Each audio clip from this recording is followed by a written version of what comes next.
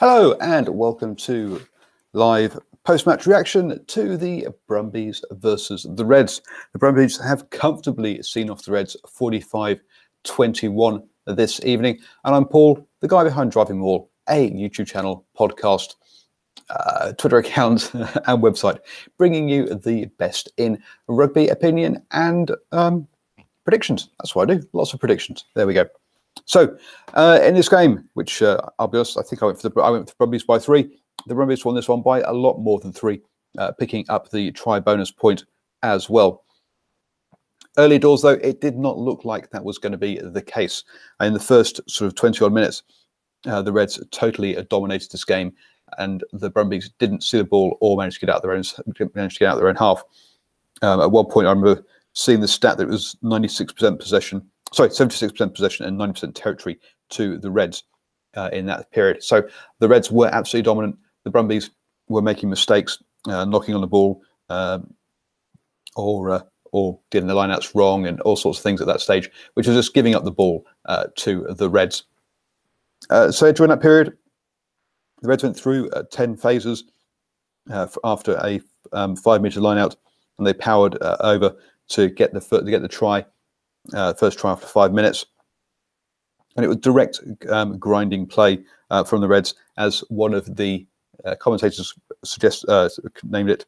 It was central corridor style play. Yeah, it was all tight amongst in those ones.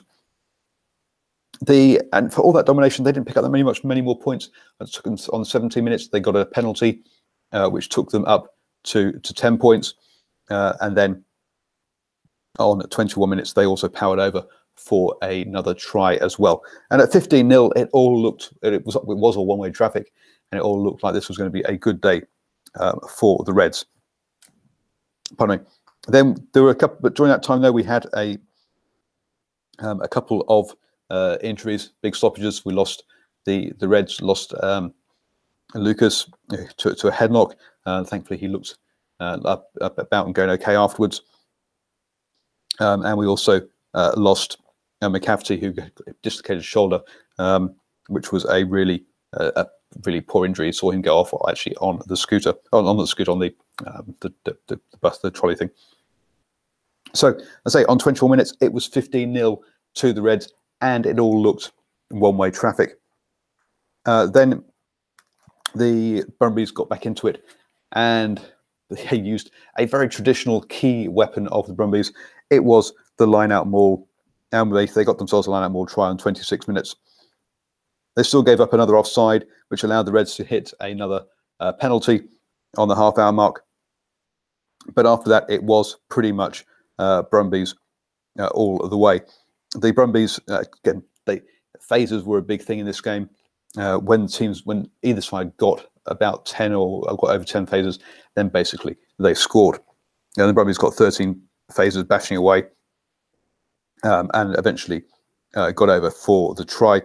Both sides actually had some pretty poor kicking at sticks, missing some fairly simple kicks. So that kind of evened itself up, but wasn't very impressive for these two sides.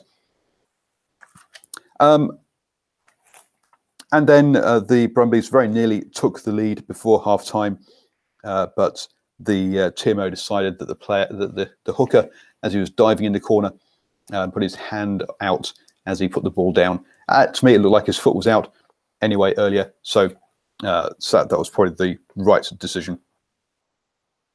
So at the half time, at 12-18, the Brumbies had got themselves back into it, but the Reds still looked on top. Well, it's on the scoreboard. The problem was, though, around the gain line. The Brumbies were breaking the gain line 71% of the time, whereas the Reds were only breaking it 41% of the time. And when you got tackling stats where the Reds were tackling up in the 87% of the whole game, but I think they were even higher than at that point, and the Brumbies were only tackling 70%, it shows that whilst the Reds were making their tackles, it was a very passive defence, very passive tackles. They were getting knocked over the gain line, allowing the Brumbies quick ball. They weren't knocking them back in the same way the Brumbies were in their tackling.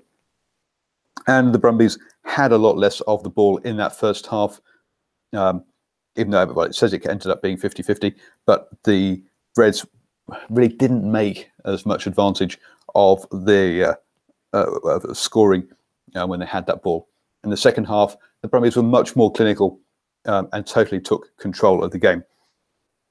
In the second, initially the second half started very sloppy for the first 5 minutes. Both teams just couldn't hold on to the ball. They would knock on. The other team would get the ball. They'd go 2 phases, knock on, and so forth, backwards and forwards. It was all a bit messy. Apparently, it was very dewy and all that kind of stuff. But you've got to play. If you know it's going to be dewy that time of year, you've got to be practicing with wet balls and get used to it, because that's you can't have that number of errors. I mean, we had something like 16 turnovers for the Reds, 13 for the Brumbies. It was kind of crazy at that point. So it was on 47 minutes, the Brumbies got themselves another try, again missing the kick, unfortunately. Very clinical play, but from then onwards they just constantly were scoring tries, and they ended up scoring 7 tries in the game, a lot of them coming off the back of line-out mauls, either the actual maul going over, or a player breaking away, or the maul getting stopped and the ball moving out into the backs. So all the forwards were already sucked up, and that basically was how a lot of the game kind of went from there on in. Yes, the Reds were making the tackles, but I say it was a very passive defence. They were getting knocked back quite a lot.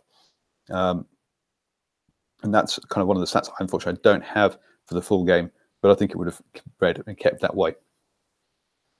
If you look at some of the players who had big games on the attack side of things, the Nazarani for the Brumbies racked up 93 metres and also a couple of tries. He had a very big day carrying the ball for the Brumbies.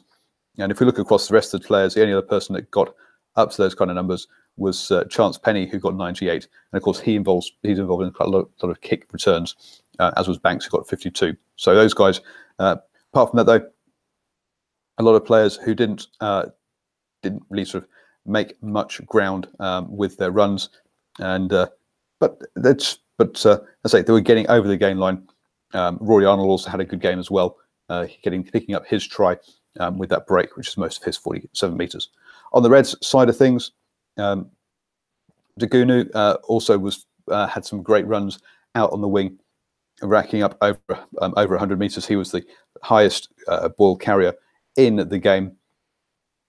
But people like Tua really should have been didn't get used enough and didn't play so well. Karevi had some good carries, but he didn't get very far. He just got himself involved. Fiona Sayatu, who got himself yellow carded, was just before half time for a deliberate lock on. That looks a bit harsh, to be honest. Was kind of in and out of the game as well. He tried to, but couldn't impose himself on the game. Defensively, there was a lot of tackles put in there. Karevi put in 10 tackles, and as well as Timu and Rhoda got through a bunch of work for the Reds. Tuttle also came on and had a good game, because replacing the injured Lucas for the Reds. Over on the Brumbies side, Pocock got through a massive 19 tackles, which is obviously very impressive. And Rory Arnold also marks his 50th cap with 10 tackles and a try, having a good game as well. So that's the stats behind the game. And as I say, it really was a matter of the Reds not getting over that gain line, not being clinical enough, not taking advantage of having the ball, whereas the Brumbies were much more clinical, getting over that gain line, using the fast ball to get themselves points. So thank you very much for joining me, and I'll be back tomorrow after the Jaguares versus the Crusaders with Shane for a brunch time show. So do join us for that and enjoy whatever rugby you are watching.